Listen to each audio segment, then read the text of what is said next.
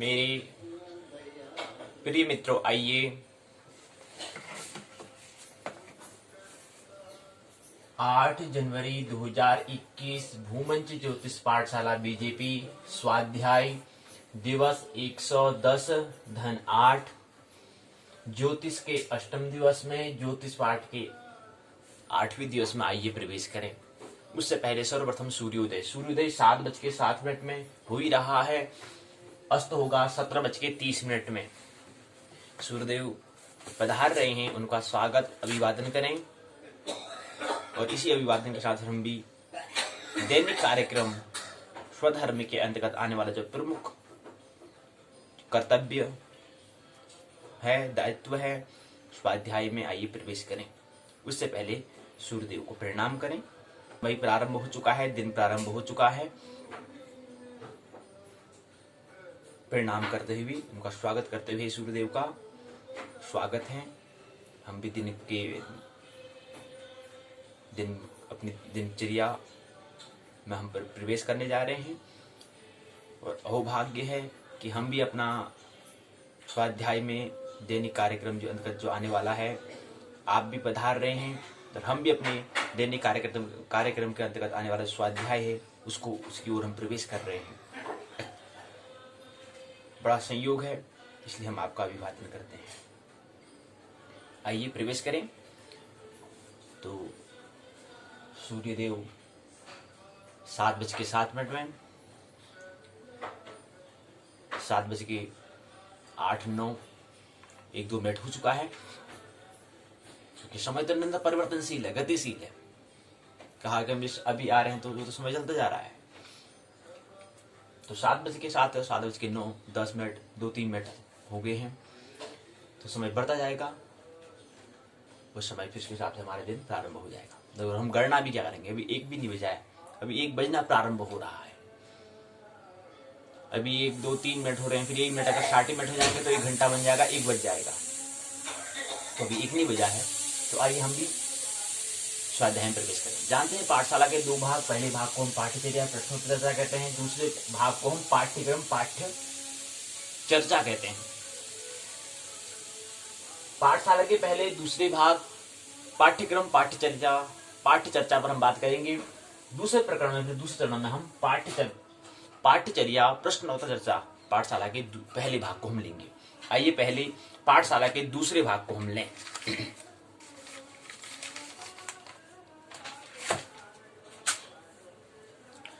हमने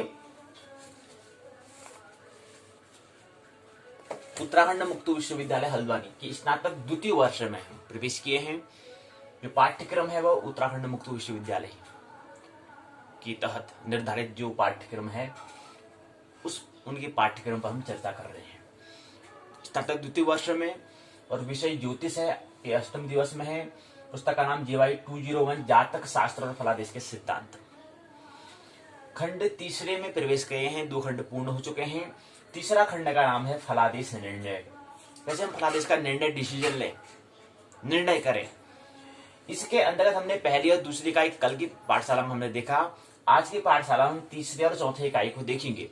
तीसरे इकाई का नाम है भावेश फल, चौथे इकाई का नाम है द्विग्रहादि योग फल। द्वि मैंने 2 होता है, द्विग्रह आदि मतलब 2 ग्रहों का, 3 ग्रहों का आदि कहा है, मतलब और द्विग्रहादि में 2 तो है, यहाँ पर 2 ग्रहों का क्या होगा, योग होगा। फिर उसका परिणाम क्या होता है, उसका फल क्या होता है, उसका रिजल्ट क्या होता है। द्विग्रहादि, अगर 2 ग्रह एक साथ हैं, 3 ग्रह एक साथ हैं, 4 ग्रह एक साथ हैं, 5 ग्रह एक साथ हैं, 6 ग्रह एक साथ हैं, 7 ग्रह एक साथ हैं, तो ऐसे ग्रह आदि कहा हमने। द्विग्रहादि मतलब 2 से प्रारंभ होता है। एक तो है, हमने कहा कि जो ये जन्मांग चक्र जो है जन्म कुंडली में, उसमें ग्रह होते हैं। 9 ग्रह क्या होते हैं। अब 9 ग्रह इसलिए होते हैं क्योंकि उसमें सभ्यता ने, जिस संस्कृति ने इसको, जिसमें ज्योतिष का आविर्भाव हुआ था, उसमें ये 9 ग्रह थे। ये ख्याल रहे, उसमें ये 9 ग्रह थे, इसलिए हम इसको 9 ग्रह कह रहे हैं। तो 9 ग्रह क्या है, जन्मांग चक्र में 12 भाव में 12 स्थान में कहीं न कहीं पर होंगे। वो तो उस व्यक्ति का जब जन्म ले रहा होगा उसकी समय स्थिति की बात, अगर उसमें हम मानचित्र लें तो उसके आधार पर वो पता चलेगा। लेकिन 12 भाव कहीं न कहीं पर होंगे। लेकिन कहीं ना कहीं पर कोई ग्रह क्या होगा, एक स्थान में 2 बार भी होगा। कहीं 1 बार होगा, कहीं 2 बार होगा, कहीं बार 3 बार होगा, कहीं बार 4 बार होगा। इस यहाँ पे मित्र का देखें, मित्र की जन्म कुंडली है, इसमें जो पहला है लग्न जो है, हमने कल कहा कि पहला भाव लग्न, दूसरा धन का, तीसरा हमारा सहज का होता है, चौथा हमारा सुख का होता है, पांचवा हमारा विद्या का, छठा हमारा रोग का, सातवां हमारा काम का, आठवां हमारा मृत्यु का, नौवां हमारा कर्म का, धर्म का, 10वां धर्म का, 11वां आय का और 12वां व्यय का। ये हमने नाम कहा था। और हमने कहा था कि ज्योतिष अध्यात्म भी है, ज्योतिष शास्त्र भी है, अर्थात विज्ञान भी है। तो विज्ञान कैसे, अगर हम अपने केंद्र की ओर अगर हम बात करेंगे तो हमारे अध्यात्म रहेगा, और केंद्र परिधि की ओर हम बात करेंगे तो वह शास्त्र बनेगा, विज्ञान बनेगा। तो ज्योतिष हमारे पर बात है कि हम क्या बनाए, इसको अध्यात्म बनाए, विज्ञान बनाए या शास्त्र बनाए। विज्ञान को हम शास्त्र कहते हैं, ख्याल में। तो यहाँ पर जो हमने कहा कि जो हमने यहाँ पर अब इन जो भाव हैं, जो स्थान है, इनमें बहुत सारे डिपार्टमेंट, बहुत सारे हम चीज रख सकते हैं। यानी कि कमरा है, कमरे में बहुत चीज हम रख सकते हैं, तरह तरह के क्या है चीजों को रख सकते हैं। इसी प्रकार से इस स्थान में क्या है और चीज भी होता है। अगर हम यहाँ पहले तन का देखें तो और कुछ भी हो सकता है। तो फिर वो हमारा और होगा दोनों तल में, या अध्यात्म के तल पर होगा या शास्त्र के तल पर होगा, या अंतस्थ तल के होगा या बाह्य तल के होगा। तो ये 2 बातें होती हैं। तो 9 ग्रह होते हैं। अब 9 ग्रह में क्या है, कोई ग्रह जैसे हमने कहा कि पहला तन का जो पहले स्थान में जो है, तन को हम देख रहे हैं, यहाँ से हमारा शरीर को देखा जाता है। तो इसमें क्या है, ग्रह बैठा हुआ है, कौन सा, शुक्र ग्रह। मित्र के जन्म हुआ था, उसमें हमने नक्शा लिया, उसमें हम जो मानचित्र लिया, उस नक्शे में क्या था, यहाँ पर जो पहला स्थान है, यहाँ पर 5 राशि थी, अर्थात सिंह राशि थी। सिंह राशि का स्वामी सूर्य होता है, और सूर्य के यहाँ पर इस स्थान पर कौन है, शुक्रदेव थे, शुक्र ग्रह था। अब शुक्र ग्रह ये क्या है, पहले में एक ही ग्रह है, लेकिन फिर दूसरे में भी अगर हम तीसरे भाव में देखें, वहां पर मंगल है, मंगल ग्रह भी अकेला है। फिर हम छठे स्थान में छठे भाव में देखें तो यहाँ पर केतु अकेला है। फिर इसी क्रम में अगर हम 9वें स्थान में भाव देखें तो यहाँ पर 2 ग्रह हैं, एक गुरु है अर्थात बृहस्पति हैं, और एक क्या है, शनि है। तो यहाँ पर द्विग्रह आदि हम क्या करेंगे चौथी इकाई में कि द्विग्रह आदि जो है, 2 ग्रह जो हैं, जैसे हमने कहा कि गुरु और शनि हैं, तो एक ही स्थान पर इनके कौन सा स्थान है, 9वें स्थान पर गुरु और शनि, इनकी 2 ग्रह यहाँ पर हैं। तो द्विग्रह और आदि भी कहा है, द्विग्रह और आदि, आदि मतलब 2 है, कहीं पर 3 भी होंगे, कहीं भी 4 भी होंगे। ये यहाँ पर देखिए जो 12वां स्थान है, 12वां भाव है, यहाँ पर ग्रह कितने हैं, 4 ग्रह हैं। तो उसको क्या बोलेंगे, चतुर्ग्रहादि, चतुर्ग्रह जो फल हम कहेंगे। अब जो हमारी इकाई का जो शीर्षक दे रखा है, इस इकाई का शीर्षक से हमें क्या समझ में आता है, अगर ये हमें समझ में बात आ रही है तो आगे अध्याय में जो अंदर जो पढ़ेंगे वो समझ में बात आ जाएगी। तो इसका मतलब यही है कि द्विग्रहादि योग फल जो हम चौथी इकाई की हम बात कर रहे हैं, अभी हम भावेश फल अभी तीसरी इकाई में समझ लेंगे। इकाई का जो नाम दिया है उससे हम समझने का प्रयास हम करेंगे। पहले द्विग्रह चौथी इकाई को देखें, फिर तीसरी इकाई को भी हम देख लेंगे।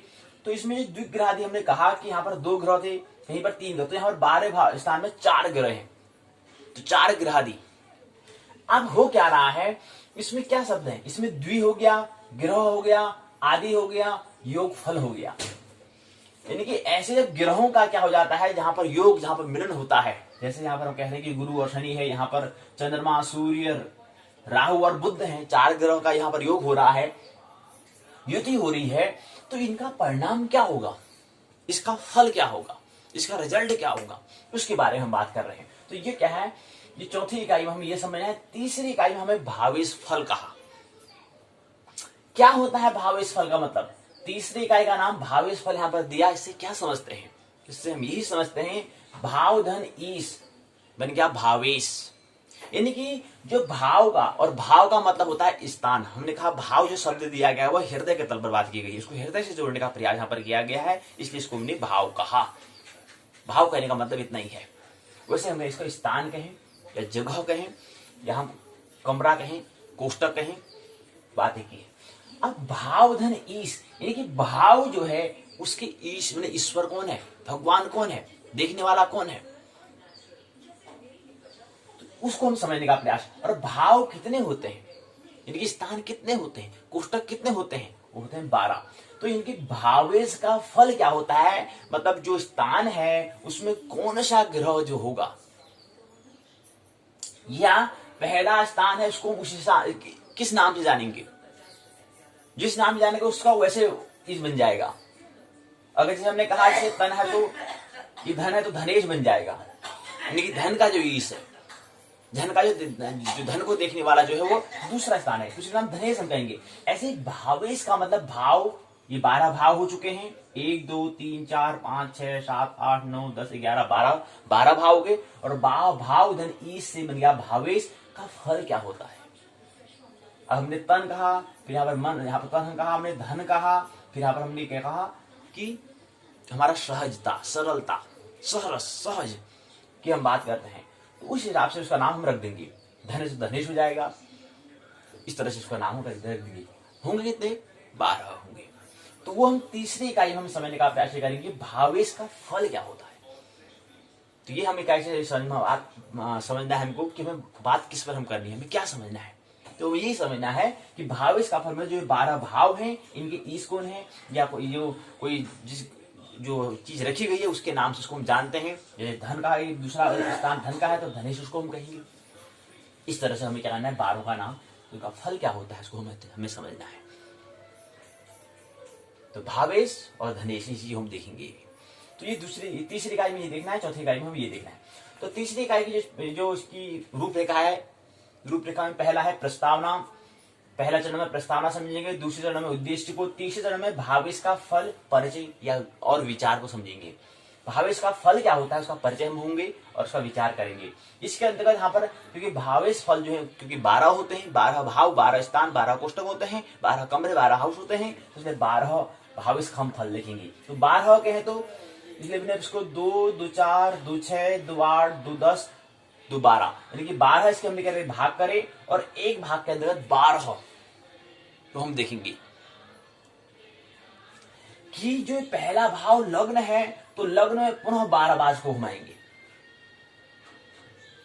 ये एक लग्न है, लग्न में अगर लग्न हो, लग्न में अगर फिर धन वाला हो, दूसरा भाव हो, तो लग्न में तीसरा हो, तो लग्न में चौथा हो, इस हिसाब से क्या है, एक के पुनः जो पहला भाग है, हमने कहा कि भावेश फल परिचय विचार जो हमने कहा, इसके अंदर इसके 12 भाग हैं, 12 इसके हिस्से हैं, और 12 हिस्से में जो पहला हिस्सा उसके भी 12 हिस्से हैं, और दूसरा उसके भी 12 हिस्से हैं, तीसरे के भी फिर पुनः 12 हिस्से हैं, चौथे के भी फिर 12 हिस्से हैं, ऐसे 5वें के, ऐसे 6ठे के, ऐसे 7वें के, ऐसे 8वें, ऐसे 9वां, ऐसे 10वां, ऐसे 11वां, ऐसे 12वां, 12 हिस्से में इसको हम समझने का हम प्रयास करेंगे। तो ये हम तीसरे चरण में ये समझेंगे कि भावेश का फल, परिचय और विचार करने का हम प्रयास तीसरे चरण में करेंगे। इकाई तीसरी, भावेश फल के अंतर्गत, भावेश फल नाम इकाई के अंतर्गत।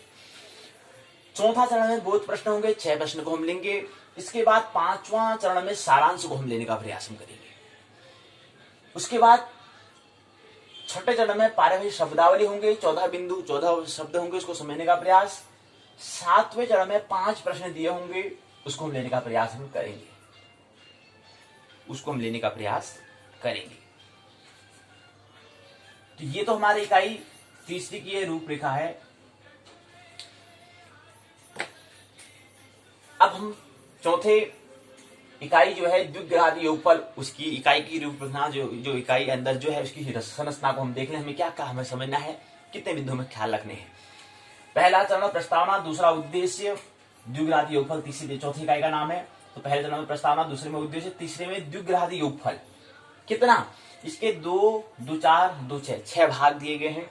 6 के बाद जो पहला है उसके अंदर एक बात और समझनी है, और दूसरे का भी एक बात और हमें समझनी है। इसलिए हमें धन, फिर एक तीर का प्रतीक चिन्ह, फिर तीर का निशान लगाया, फिर धन, फिर तीर का निशान हमें लगाया, कि इसके अंदर हमें 2 बातें, इसके अंदर भी एक बात, इसके अंदर भी एक बात हमें समझनी है, इसलिए धन जोड़ कर दिया।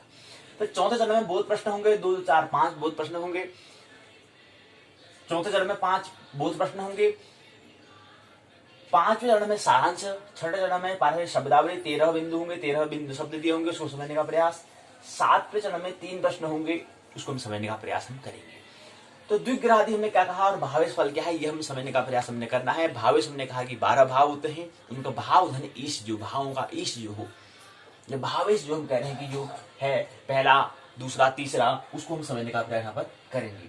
तो इसी प्रकार से हम द्विघाती योगफल हम कह रहे हैं। ऐसे ग्रहों का जब एक साथ देखा कि यहीं पर दो ग्रह होंगे, जैसे गुरु हम कह रहे हैं कि 9वें स्थान में 9वें भाव में गुरु और शनि दो ग्रहों का योग बनना है, तो उनका परिणाम क्या होगा। अगर इनका योग हो रहा है एक साथ एक स्थान में है तो उनका क्या फल होगा और भावों का फल क्या होता है। भाव धनी जो ईश है, धन है, धनेश बोल रहे हैं। तन का है तो तन का हम लग्नेश, जो पहला स्थान को लग्नेश हम कहते हैं क्योंकि इसमें लग्न देखा जाता है। प्रारंभ यहाँ से किया जाता है तो पहले को हम लग्नेश कहते हैं क्योंकि लग्न होता है। और लग्न को या जन्म कुंडली को हम कहते हैं, तो इसी पहले स्थान को हम लग्न कहते हैं तो लग्न के बारे में बात करते हैं, इसलिए लग्नेश हम कहेंगे। इसी प्रकार से दूसरे को धनेश कहेंगे। इसी प्रकार से 12 भावों को 12 उनके भावेश से हम जानेंगे, उसको हम समझने का प्रयास आइए उत्तराखंड मुक्त विश्वविद्यालय की पुस्तक के माध्यम से करते हैं।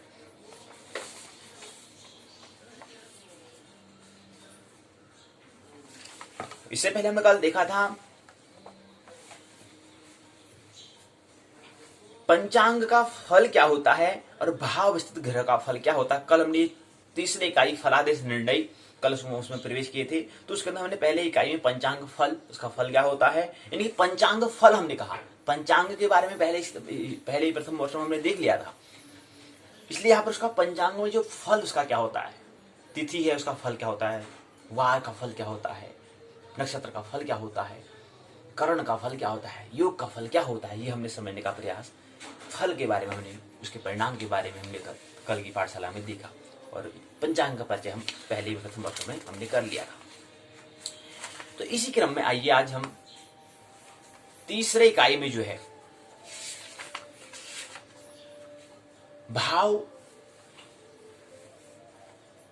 भावेश जो है उसको हम समझने का प्रयास आइए करें।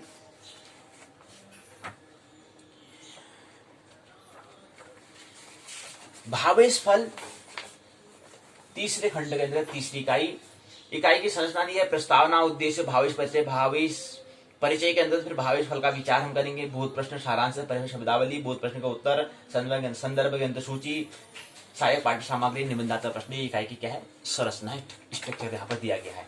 आइए इसको अंदर देखें कैसे देखिए। कह रहे हैं कि भाव के स्वामी को हम भावेश कहते हैं।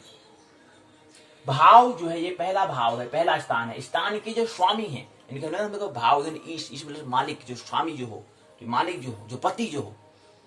पति का मतलब क्या होता है, भगवान। जो राष्ट्रपति कहते हैं, तो राष्ट्र का जो मालिक, जो एक देश का जो मुल्क का जो पति जो है, स्वामी जो है, मालिक जो है, उसको हम राष्ट्रपति कहते हैं, उपराष्ट्रपति कहते हैं। तो ऐसे पति जो हम कह रहे हैं, मालिक जो है, ऐसे यहाँ पर भावेश का जो मालिक है उसको हम भावेश कहते हैं। भाव के स्वामी को भावेश कहते हैं।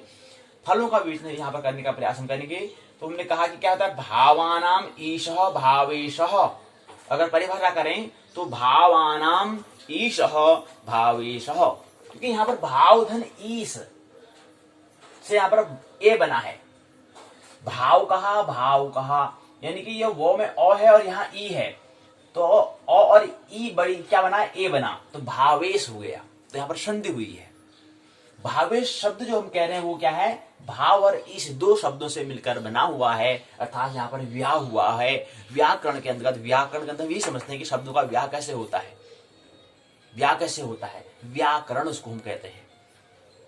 शब्दों का व्याकरण हमें मिलता है, तो यहाँ पर व्याकरण उसका व्याह हुआ है, विवाह हुआ है भावेश। किंतु दोनों चीजों से, पहला शब्द भाव है, दूसरा ईस है, दोनों के योग से भावेश बना है। यहाँ पर ओ है, यहाँ पर ई है, ओ और ई के योग से क्या बनता है, यहाँ पर ए बना, इसलिए भावेश। तो इसलिए परिभाषा क्या बनेगी, भावानाम ईशः भावेशः तत्संबंधित फलम भावेश फलम। ये हम समझेंगे। तो ये प्रस्तावना में ये बात दी है। फिर इकाई के यहाँ पर 1 2 3 4 5 उद्देश्य दिए हैं। भावेश क्या होता है, भावेश का फल क्या होता है, समस्त भावों के स्वामी का उनकी स्थिति के अनुसार क्या क्या होता है, उनका फल, उसके बारे में समझेंगे। चौथे में भावेश फल का महत्व क्या है। 5वां उद्देश्य कुंडली में भावेश फल का विचार किस प्रकार हमें करना चाहिए, इसको हम समझने का प्रयास करेंगे। फिर अगला चरण आता है भावेश का फल। भावों के स्वामी को भावेश कहते हैं। भावेशों के प्रत्येक भाव में स्थित होने पर जो फल मिलता है उसका विचार कुंडली का फलादेश करते समय अवश्य ध्यान में हमें रखना चाहिए। तो आइए इसको समझने का हम प्रयास करें। पहला जो स्थान होता है वह लग्न का होता है, यानी कि लग्नेश फल को विचार को हम आइए समझे, यानी कि पहले स्थान को हम समझे। कि इसमें लग्नेश फल विचार क्या होता है। लग्नेश यदि लग्न में स्थित हो तो मनुष्य क्या होता है, कुलदीप। आप देखो क्या करना है, लग्नेश का फल विचार हम कर रहे हैं। यदि लग्नेश यदि लग्न में स्थित हो, अब लग्नेश किसे कह रहे हैं, भावों का स्वामी। स्वामी कौन होगा, स्वामी को हम कहते हैं कौन होगा, ग्रह होगा, नुग्रह होगा। भावों का भावेश कह रहे हैं, भावेश कौन होगा, भाव ईश, भावों का ईश कौन होगा, ग्रह होगा, जो नौ ग्रह कह रहे हैं। या सूर्य होगा, या चंद्रमा होगा, या बुध होगा, राहु केतु बृहस्पति शुक्र शनि, इन 9 ग्रहों में कोई एक ग्रह क्या होगा, भाव का ईश होगा। लेकिन जो कह रहे हैं कि जो लग्नेश अर्थात अब जो पहले स्थान का जो स्वामी जो होता है, पहले स्थान का जो स्वामी होता है वो पहले स्थान में भी बैठ सकता है और अन्यत्र जो 11 स्थान है वहां भी बैठ सकता है। अगर कहें कि हम अब 12 स्थिति हो सकती है, इसलिए इसको 12 भाग कहा हमने। पहले के 12 भाग कैसे होते हैं, ऐसे होते हैं कि आप हमने कहा कि जो पहला स्थान जो लग्नेश होता है, अब लग्नेश में कौन है, अगर समझे कि लग्नेश यहां पर सूर्य है, तो ये लग्नेश अगर लग्नेश अगर इसका स्थान अगर लग्नेश में हो तो एक स्थिति बनेगी। हो सकता है ये दूसरे स्थान में बैठ सकता है, तीसरे में भी, चौथे में भी, पांचवें में भी, छठे, सातवें, आठवां, 9वां, 10वां, 11वां, 12वां कहीं बैठ सकता है। वो तो जातक की स्थिति के अनुसार होगा, जातक की जन्म के हिसाब से हम बात करेंगे।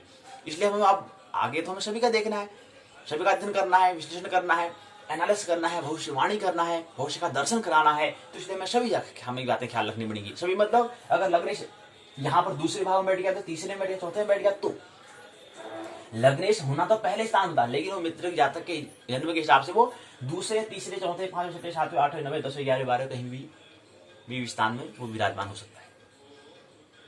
तो हम कह रहे हैं कि पहली स्थिति लग्नेश यदि लग्न में ही स्थित हो, पहली स्थिति है, तो मनुष्य क्या होता है, मनुष्य का होता है कुल दीपक होता है, रूपवान होता है। तो उसका फल क्या होता है, आप देखो बात करें भाव, इसका फल क्या होता है। अगर क्या हो जो लग्नेश पहले स्थान में अगर बैठ जाए तो उसका परिणाम, उसका फल होगा। यदि लग्न में स्थित हो तो मनुष्य का था कुल का दीपक होता है, रूपवान होता है, सुदृढ़ शरीर वाला, आत्मविश्वासी होता है, स्वपराक्रम से भाग्य का उदय करता है। अगर लग्नेश दूसरे स्थान में बैठ जाए, इनकी जिम्मेवारी क्या दी है, इस घर की जिम्मेदारी इसको ही दी है, लग्नेश को दी है।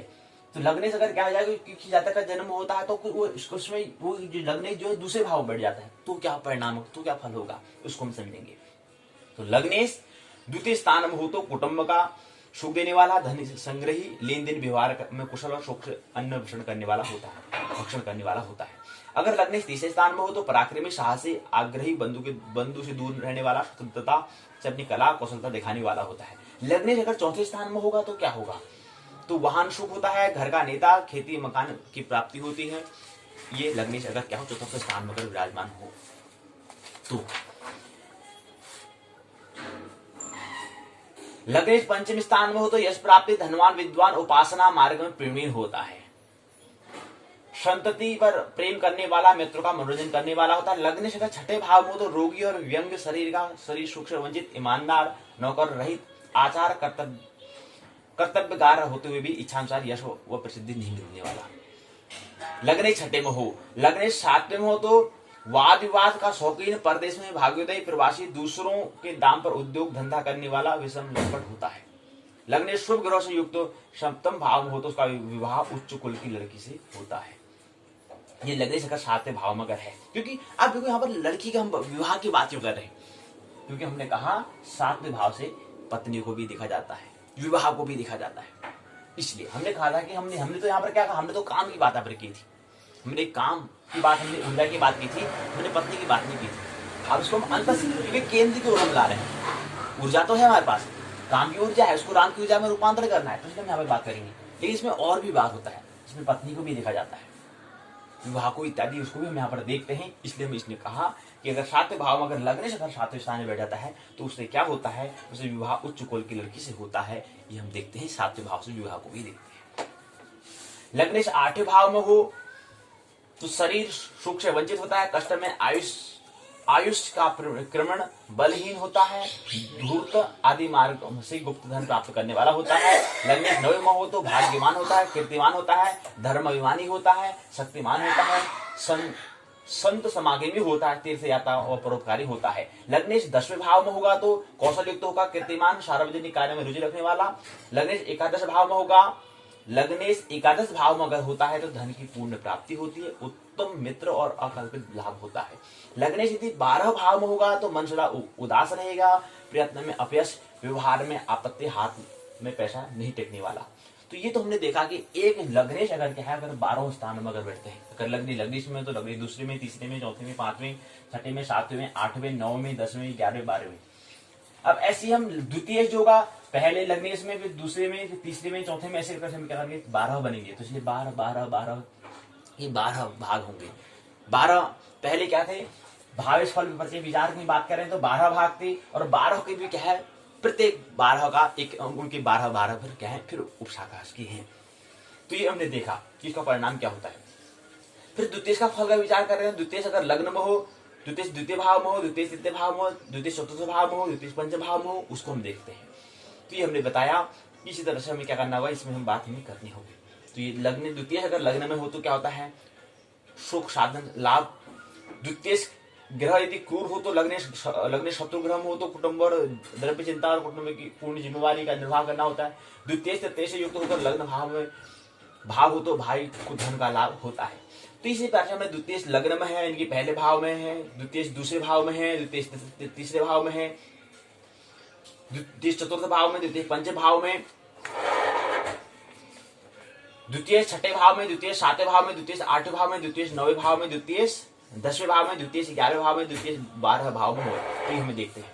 इसी प्रकार से तृतीय की ये वाला अगर ये पहले में लग्न में हो, पहले भाव हो, ये दूसरे में हो तो तीसरे में हो, फिर चौथे में हो, फिर पांचवें में हो, ऐसा हमें देखना है।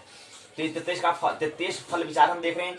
तृतीय में अगर पहले स्थान में लग्न में हो, तृतीय दूसरे भाव में हो, दूसरे स्थान में हो, तृतीय तीसरे भाव में, तीसरे स्थान में, अर्थात तृतीय चतुर्थ स्थान में हो, तृतीय पंचम स्थान में, पंचम भाव में हो, तृतीय षष्टम भाव में हो, तृतीय सप्तम भाव में हो, तृतीय अष्टम भाव में हो, तो उसका परिणाम, उसका फल क्या होता है, यहाँ पर फल दिया गया है।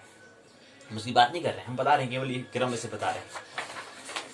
इसी क्रम में अगला बताया, तृतीय अगर 9वें भाव में हो तो क्या उसका फल होता है, बताया है यहाँ पर। तृतीय अगर 10वें भाव में हो तो उसका क्या फल है, यहाँ पर दिया गया है। तृतीय अगर एकादश के भाव में हो तो क्या होता है इसका फल, इसके बारे में बताया है। तृतीय द्वादश भाव में हो तो उसका क्या फल होता है, ये हमें दे दिया है। बेचैनी होगी, व्यर्थ व्यय करेंगे, दुर्गुणी होता है, इष्ट कार्य में अपयश करने वाला होता है, ये होता है तृतीय भाव का तृतीय अगर द्वादश भाव में स्थित होता है। इसी प्रकार से हमें तीसरी की बात करें, अब चौथे चतुर्थ की हम बात कर रहे हैं।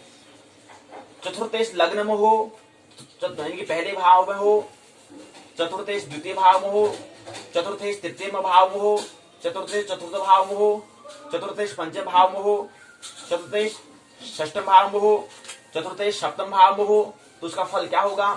चतुर्थ अष्टम भाव में हो तो उसका फल, चतुर्थ अगर 9वें भाव में हो तो उसका फल क्या होगा, चतुर्थ 10वें भाव होगा तो उसका फल क्या होगा, चतुर्थ अगर एकादश भाव होगा तो उसका फल क्या होगा, चतुर्थ अगर द्वादश भाव होगा तो उसका फल क्या होगा, यदि यहाँ पर दिया गया है।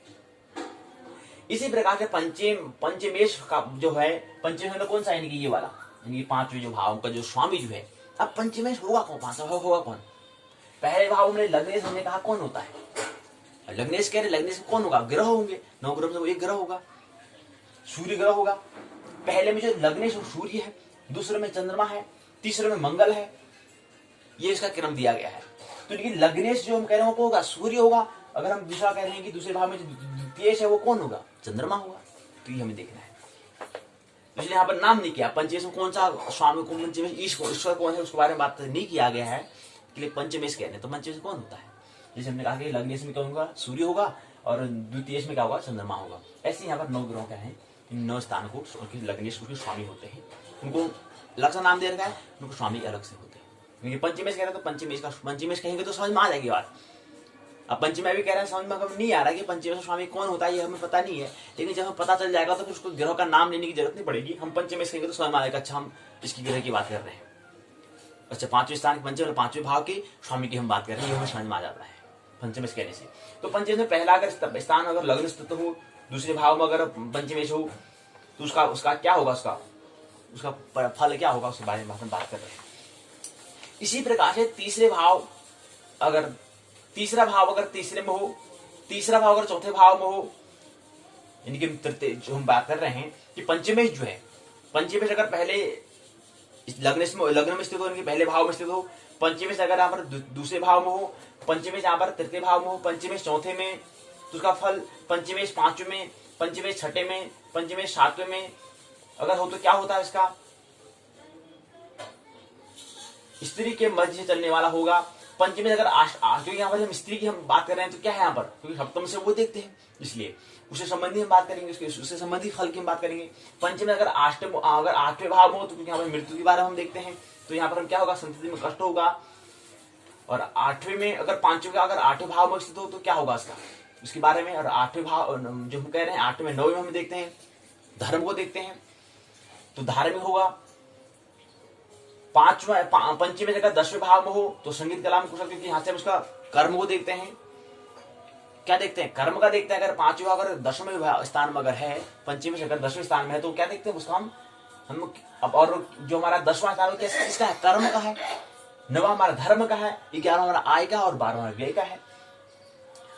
तो पंचमी अगर एकादश में हो तो एकादश में क्या होता है, आय व्यय की हम बात करते हैं और भी अन्य बातें होती हैं। तो पंचमी अगर एकादश में तो उसका फल क्या होगा दिया है, पंचमी अगर 10वें भाव में तो उसका फल क्या होगा ये बताने का यहाँ पर किया गया है।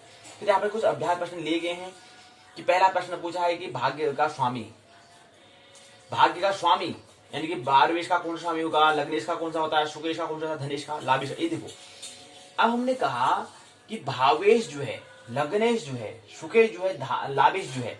अब हमने कहा यहाँ से जो हमें लाभ मिलता है, जो हमें जिसे हम आय कह रहे हैं, लाभ कह रहे हैं, हानि कह रहे हैं, उस हिसाब से हमने नाम दिया है। जिसे हमने कहा कि धन का तो धनेश हम कह रहे हैं, तो यहाँ पर कह रहे हैं कि भाग्य का स्वामी होता कौन है, लग्नेश हम कह रहे हैं, तो लग्न स्वामी किसका, कौन ग्रह होता है, लग्नेश जो है उसका स्वामी कौन सा होता है। ये प्रश्न अभ्यास प्रश्न दिया गया है, इसका उत्तर में पीछे दिया हुआ होगा, इसका स्वामी कौन होता है, इसका स्वामी कौन होता है, इसके बारे में हमें दिया है कि बोध प्रश्न में पहला होता है, यानी कि कौन होता है, भावेश होता है। तो भाग्य का स्वामी जो है वो कौन होता है, भावेश होता है, भाग्य का स्वामी। इसी क्रम में 4 विकल्प में से कोई विकल्प हमें चुनना होता है। दूसरा प्रश्न है लग्नेश पाप ग्रह के साथ तृतीय स्थान अगर हो तो क्या होता है।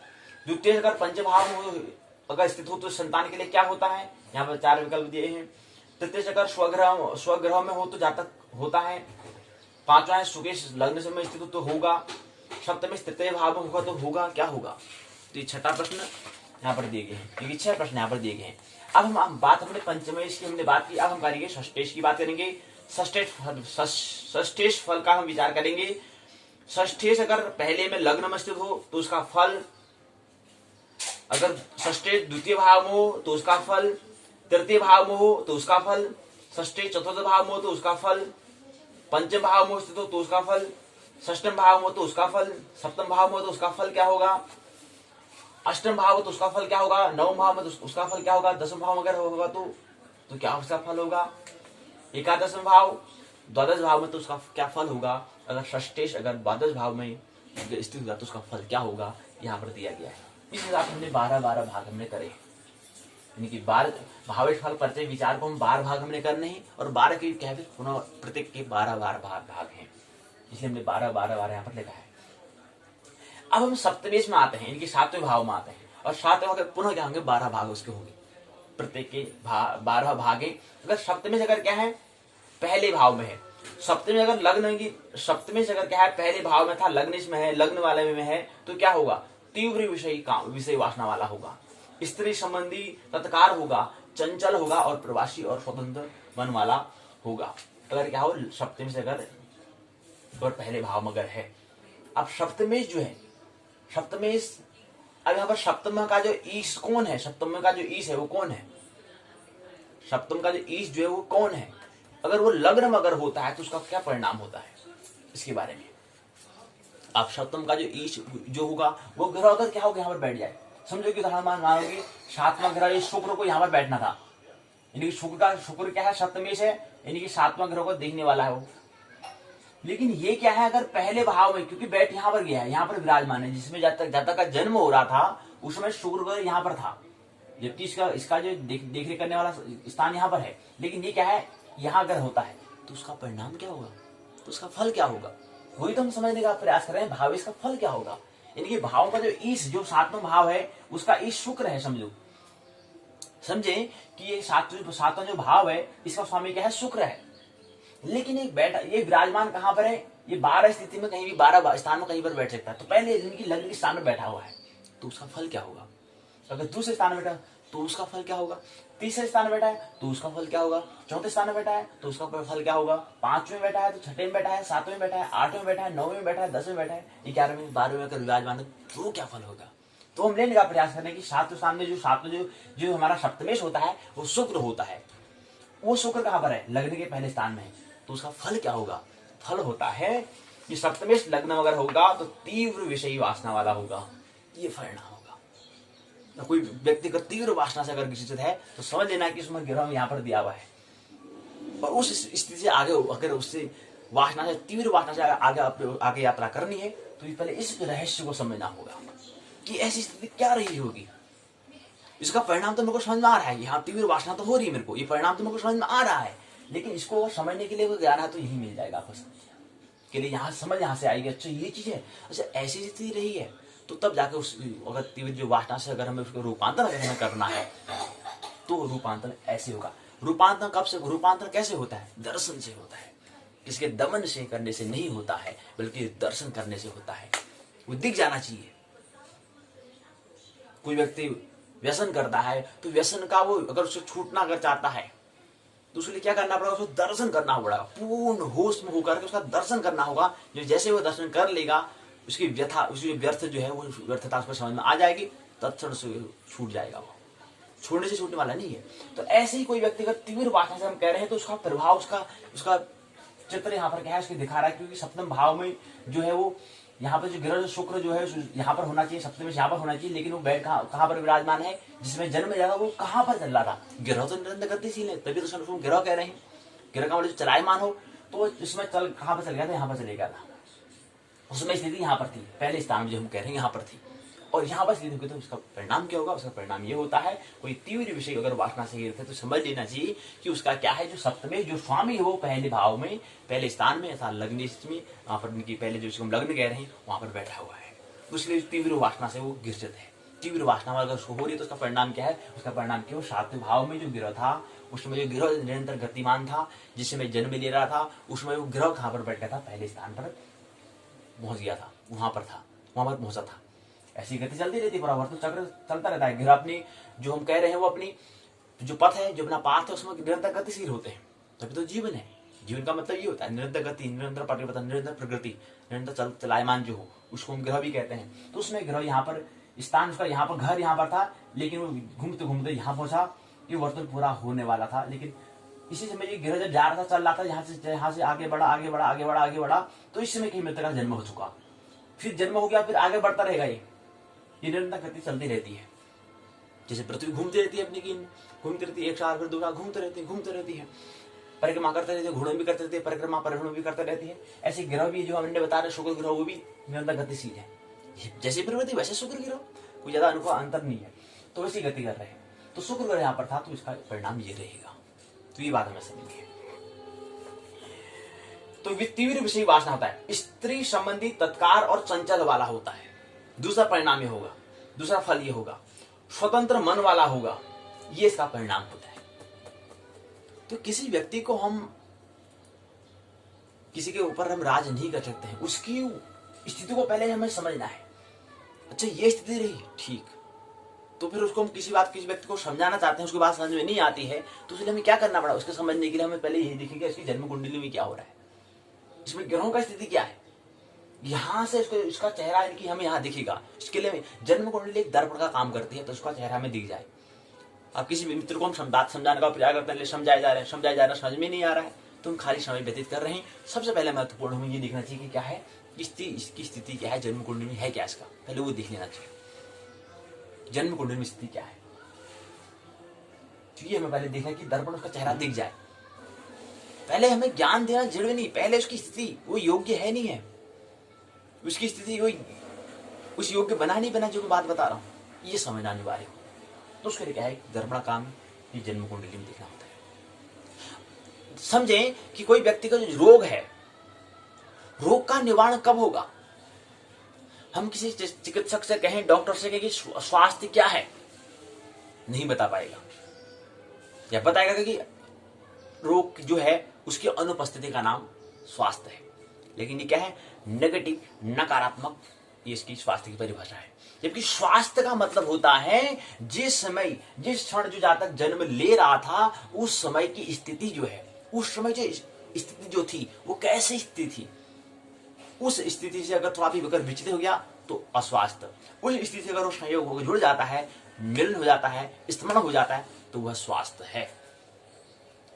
लेकिन हम रोग करे जा रहे हैं, उस स्थिति का हमें विचार कहां से होगा, उस स्थिति का हमें स्मरण कैसे होगा, उस स्थिति का दर्शन कैसे होगा? जन्म कुंडली रूपी दर्पण से उसमें हमें चेहरा दिखता है कि ये स्थिति उसमें मैं जिसमें जन्म लिया था उसमें ऐसी स्थिति थी और यही मेरा स्वास्थ्य था। ये बाहरी दवाई देने से काम होने वाला नहीं है, उसका स्वास्थ्य से हमें नहीं होने वाला है। जो कष्ट हो रहा होगा उसका निवारण हो जाएगा, लेकिन असली स्वास्थ्य हमें कब, तभी तो वैज्ञानिक कहते हैं 80% लोग मानसिक बीमारी है, 80 से 82% क्या है, मानसिक बीमारी है। तो उसका मतलब यही होता है कि हम जिसका जड़ जो है वहां तक हम नहीं जाते हैं, केवल ऊपर ही ऊपर हम इलाज कर रहे होते हैं। मन की बीमारी है, तन में दवाई खाने में लगे पड़े हैं, दवाई खा रहे हैं, रोज टैबलेट चल रहा है, चल रहा है। उसके लिए हमें क्या जाना पड़ेगा, नीचे गहराई में जाना पड़ेगा, हमें वहां पर देखना पड़ेगा कि इसका रूप जड़ कहां पर है। जड़ वही है जिसमें हमारा जन्म हुआ था, उस समय हमारी स्थिति कैसी थी। उस स्थिति से हम अगर विचलित हैं तो हम निरंतर क्या होंगे, विचलित हम रहेंगे, चंचल हम रहेंगे, हम अशांत रहेंगे। अब इस अशांत को हमें शांति में लाना है या शांतना करना है, ये हमारे हाथ में है, ये हमारे ऊपर बात है। शांतना करेंगे तो फिर वही स्थिति आ जाएगी, थोड़ी देर शांतना हो जाएंगे, ठीक है यार काम चलाओ, ठीक है, फिर थोड़ी फिर वो स्थिति जाएगी। जब तक कि शांति के लिए फिर कुछ हमें अलग काम करना पड़ेगा, कुछ हमें अपना दर्पण देखना पड़ेगा, शीशे में अपना चेहरा देखना पड़ेगा हमें कि कहाँ है मेरा चेहरा, यानी कि जन्म कुंडली में जाना पड़ेगा, समझना पड़ेगा, दर्शन करना पड़ेगा, तब जाकर उसका उपचार हो सकता है, ट्रीटमेंट हो सकता है, इलाज हो सकता है, थेरेपी हो सकती है, उससे पहले नहीं। तो ये है स्वास्थ्य। स्वास्थ्य हमने जिसमें हमने जन्म लिया था उस समय की स्थिति से हम से पुनः हमारा जुड़ जाना, उस समय जो स्थिति, उस स्थिति का नाम है स्वास्थ्य, उस स्थिति का नाम है। और जो व्यक्ति स्वास्थ्य को प्राप्त कर लेता है वही व्यक्ति स्वस्थ होता है, स्व में स्थित होता है। जिस व्यक्ति का मन नियंत्रण में, मन आत्मा का, स्वामी का अनुगामी हो जाता है तो वो फिर स्वस्थ होता है, स्व में स्थित होता है, आत्मरमण होता है, वही आध्यात्म जगत में की उदारता कर पाता है। तो ये बात है।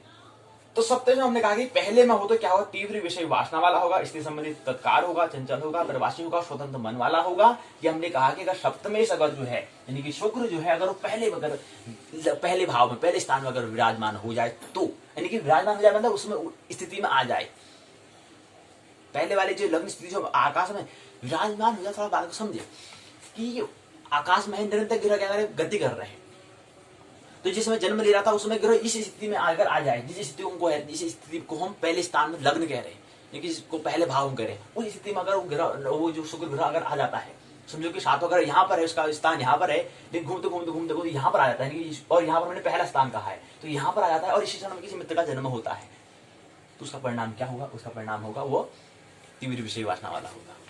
ये द्वितीय भाव में अगर आ जाए, यही लग्न अगर द्वितीय भाव में आ जाए तो क्या होगा, द्वितीय भाव में स्त्री से धन प्राप्ति, उत्तम व्यापार होगा, भाग्यदारी में धन का लाभ होगा, कुटुंब पर पूर्ण प्रेमी होता है द्वितीय भाव में। अगर यही शुक्र अगर यहाँ पर आ जाए, थोड़ा सा इधर को आ जाए, ये लग्न है तो ये दूसरे भाव में अगर धनिष्ठ में आ जाए तो धनिष्ठ से संबंधित है तो यहाँ पर धन की प्राप्ति होगी, क्योंकि इस जो दूसरे स्थान से हम क्या देखते हैं, धन को हम देखते हैं, कितना व्यक्ति धनी है। तृतीय में अगर आ जाए, यही सप्तम अगर तृतीय में आ जाए तो स्त्री के कारण भाई से विभक्त हो जाएगा, क्रोधी होगा, क्रोध स्वभाव उसका हो जाएगा, कर्तव्य निष्ठ होगा। अगर चतुर्थ भाव में, अगर सप्तम अगर चौथे भाव में आ जाए, और चौथे भाव से हम क्या देखते हैं, सुख को देखते हैं, तीसरे भाव से हम क्या देखते हैं, सहज सरलता को हम देखते हैं, और दूसरे भाव से हम धन को देखते हैं, पहले भाव से हम तन को देखते हैं। तो अगर ये कह रहे हैं कि सप्तम से अगर क्या है तृतीय भाव में आ जाता है तो ये हमारी बात, इसका फल क्या होगा, अगर चतुर्थ में अगर आ जाए तो क्या होगा, सद्गुणी होगा, उत्तम संसार करने वाला चतुर स्त्री लाभ होगा, चतुर्थ अगर आ जाता है तो।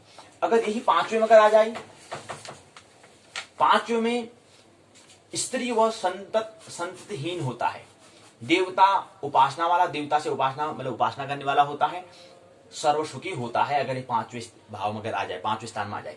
अगर सप्तम छठे भाव में आ जाए, शादी में विघ्न होता है, स्त्री पक्ष से नुकसान होता है, शुक्र से युक्त होता है, पति बांझ रहेगी, ये भी स्थिति होती है।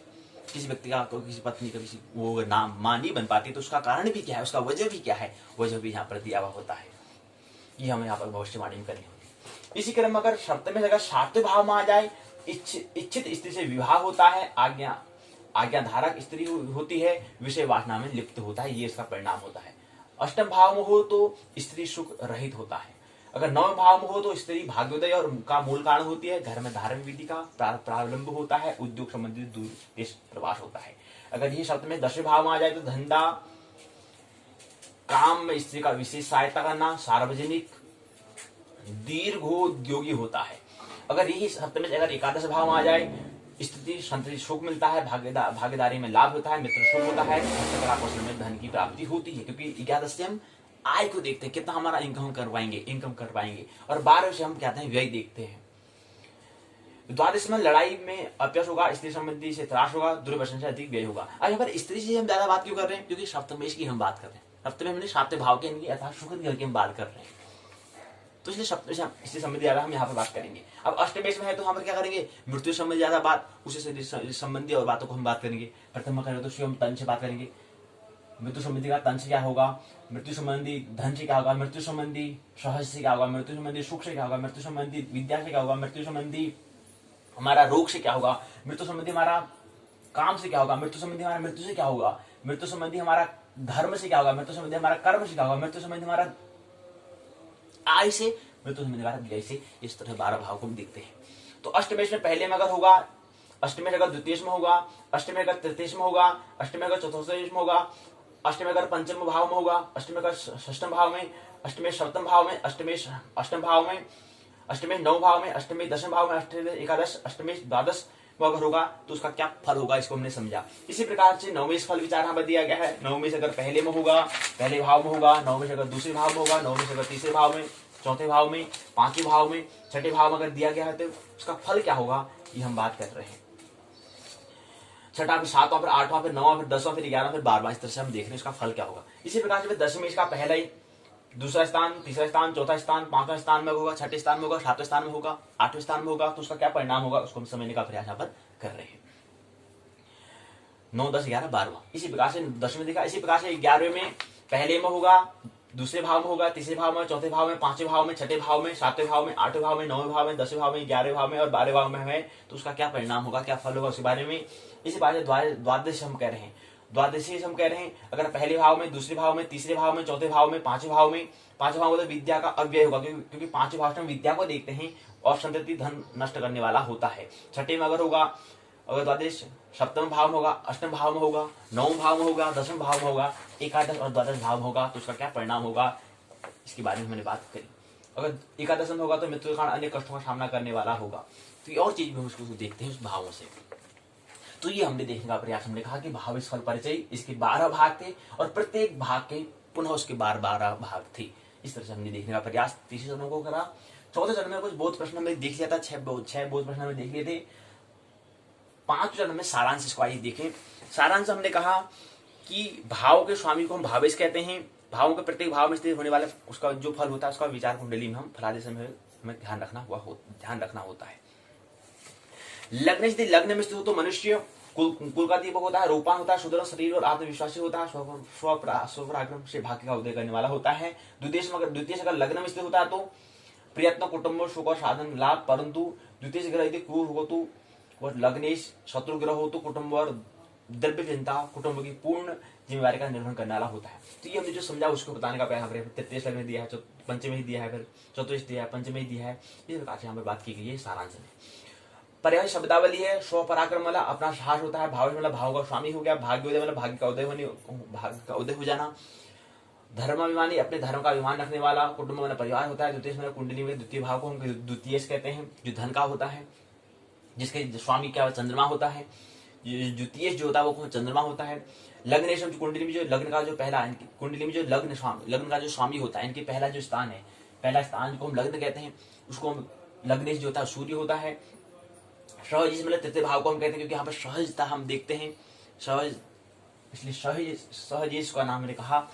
इसी प्रकार से हमें अगला बिंदु है दशम स्तर है, फिर लौकिक हो गया, विद्याभ्यास हो गया, षष्टेश हो गया, छठे भाव का स्वामी, नवमेश भाग्य स्थान का स्वामी। जो नवमेश होता है वहां से, क्योंकि नवमेश से हम क्या देखते हैं, भाग्य को हम देखते हैं, नवमेश से हम भाग्य को भी देखते हैं, विद्या को भी हम, नौ भाव क्या है, नौ भाग्य से यहाँ पर धर्म को देखते हैं, भाग्य को भी हम देखते हैं, और 11 से कर्म को देखते हैं। तो 9 से हम भाग्य को भी हम देखते हैं। तो और तरह तरह के विभाग इसमें दिए गए हैं। यहाँ से 9 भाव से हम धर्म को भी देखते हैं, तो भाग्य को भी देखते हैं, और भी चीजें हम भी देख सकते हैं, देखते हैं, क्योंकि उसमें दिया हुआ है, भाग दिए उसके डिपार्टमेंट उसके होते हैं। तो यहाँ बात की बहुत प्रश्न का उत्तर यहाँ पर दिए, संदर्भ ग्रंथ सूची दी है, शायद पाठ्य सामग्री, निबंधात्मक प्रश्न पूछा है। पहला प्रश्न पूछा है, भावेश फल से आप क्या समझते हैं, विस्तार पूर्वक वर्णन करो। दूसरा, सप्तमेश, अष्टमेश और भाग्येश का क्या फल होता है। इनकी 7वां भाव, 8वां भाव, 9वां भाव, 9 भाव को भाग्येश भी हम कहते हैं। कभी प्रश्न पूछा जाता है कि भाग्येश किसे कहते हैं, तो भाग्येश मतलब समझना कि भाग्य इनके 9वें भाव की बात हो रही है, इनकी 9वें स्थान की बात हो रही है, और 9वें स्थान का स्वामी कौन होता है ये।